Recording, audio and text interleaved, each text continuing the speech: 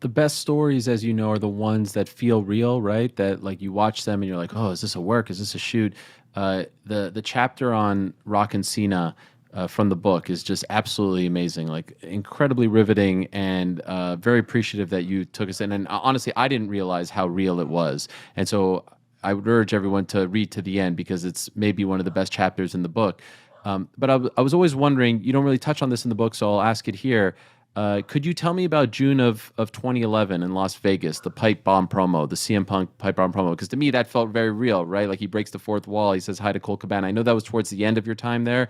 They cut off the microphone. How much of that, like, what kind of was that all just a work? Was it all just, a good time, or how much tension? Because the story was his contract was coming up, he was going to leave. I'm not like 100% foolish in thinking that the whole thing was a shoot, but it did feel very real. Was there any elements of that to it? Well, I mean, the real elements of that was, CM Punk's contract was coming up, and there were, backstage tensions, in terms of performer and management, and not knowing whether Punk was going to resign or not resign. But in terms of the actual segment itself, that was, whether you want to call it a worked shoot or what have you, that was something obviously, Vince and the company knew that we had it scheduled in segment 11 for CM Punk to come out and cut a promo. But Punk brought so many elements of that to himself, in terms of sitting down as opposed to standing. I know he worked with Ed Koskey on it, but I believe, that was really the vast majority of it coming from Punk's heart and his brain. But at the same time, too, I know going into it, there wasn't anything he said or was going to say that was, unless he improvised some of it on the spot. But I know like Vince and everyone had a version of it, in front of them, and knew when to cut the mic, knew when to, cut the Cena in the ring selling. And it was, it was part of a television show, to be sure. But to your point, there were real life overtones to it and real life passion into it. It wasn't like, Punk cut the promo, the mic went out, and then he's giving hugs everybody backstage going, oh, this is great, I can't wait till next year. No, it was palpable, the tension and the realness. And it's, testament to Punk to pull that off so well and have people questioning to this day, like what the hell was going on. Yes. And it's a testament to Vince too, to say, yeah, say it, I don't care, do Right. what you gotta do. Call me an imbecile, whatever. And I'm sure there were plenty of lines within that Punk, kind of improvised on the spot. But at the same time, we knew going in, like, this is what it was going to be, and it was going to get people talking. So it really, that was a great example of something just coming together, and it couldn't have been executed any better. I'm putting you on the spot here, but does anything come to mind in terms of a story that you fought for, an angle, a storyline that you fought for that for whatever reason didn't come to fruition, that you felt in your heart this would be a huge, huge deal, and you fought for it, you threw your phone against the wall, and you ultimately got, vetoed? Is there any one that, like a hill that you were dying on that ultimately never saw the light of day? Oh man. First of all, like, there was some feeling like that basically every week. Okay. So it's hard to pinpoint, you know, a lot of, I'm trying to think, um, there are various degrees. Like I was lucky, like a lot of the stuff that I wanted to happen did happen. Um, I always felt like Rock and Hogan should have went last at WrestleMania 18. I felt like, that's like their title matches happen every WrestleMania, every title. And going in, we knew, like, this iteration of Jericho Triple H with Steph in Jericho's corner.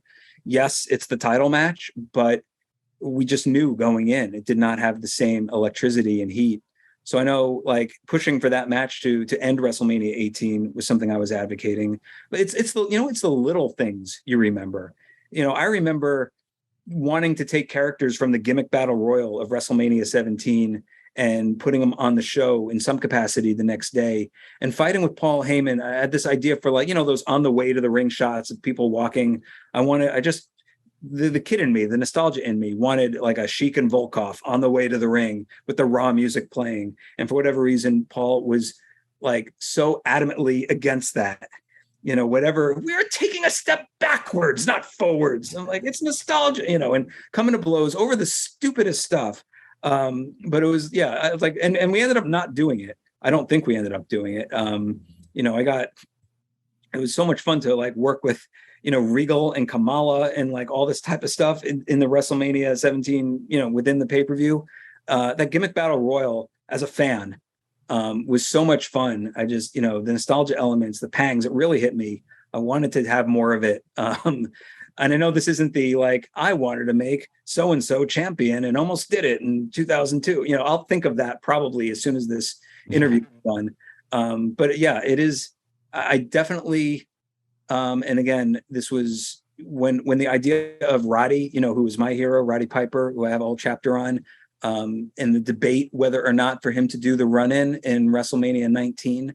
I never advocated so strongly for something, I don't think, in my life, just from the pure, like, oh my God, sitting in the crowd watching that match between Mr. McMahon and Hogan, if Roddy did a run-in that nobody knew about, that would be the most incredible thing I'd ever seen in my life. And there were a lot of people, who were against it. Like, no, the spotlight should be on McMahon and Hogan. He'd take away from that. Again, not like screw Roddy, we don't want him, but just like, right, for the telling of the story, I was like, doesn't matter. Yeah, it will enhance it. Believe it or not, it will make it even better.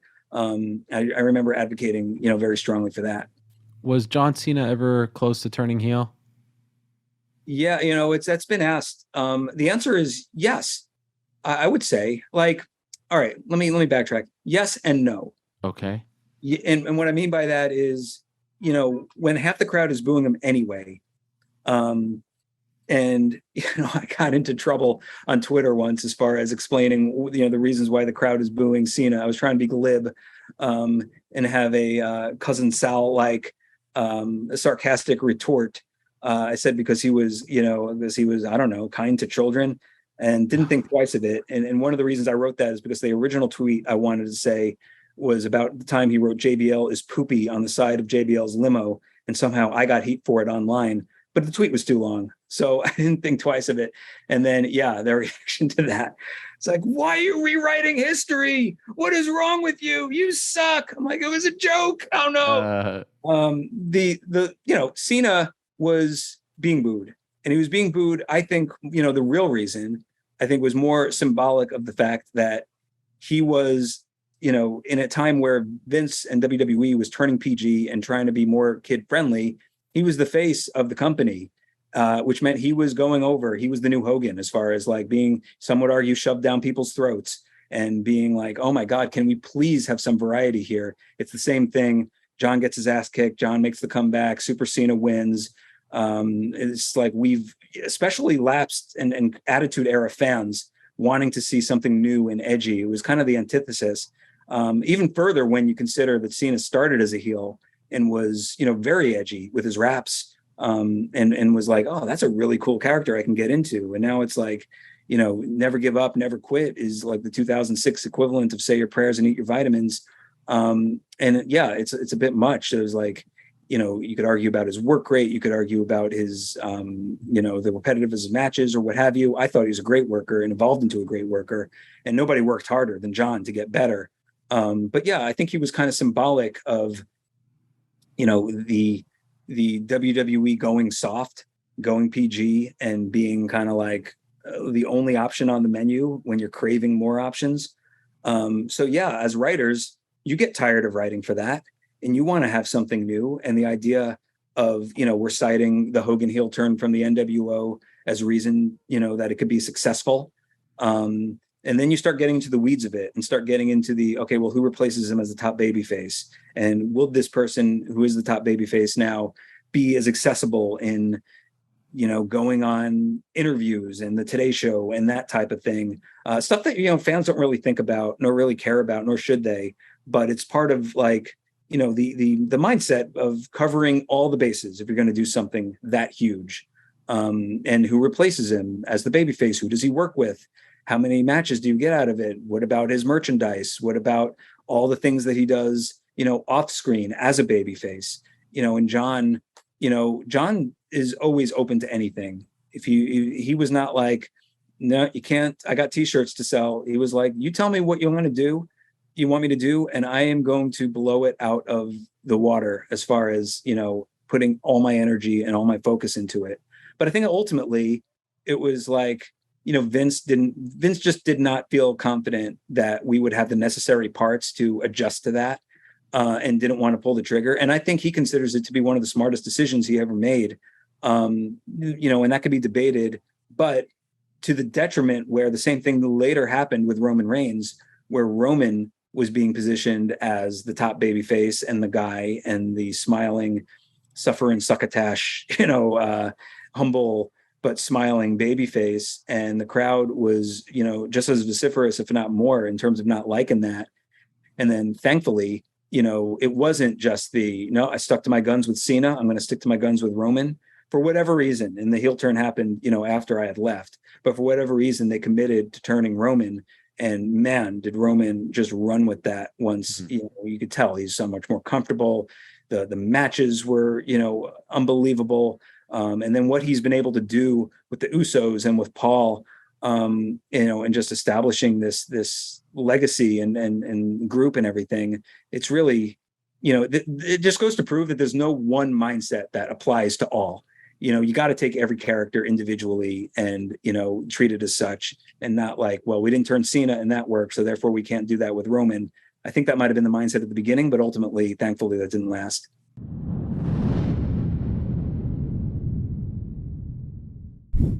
Thank you for watching this portion of the Ariel Helwani show. For the entire conversation, I do suggest you check it out. Click here.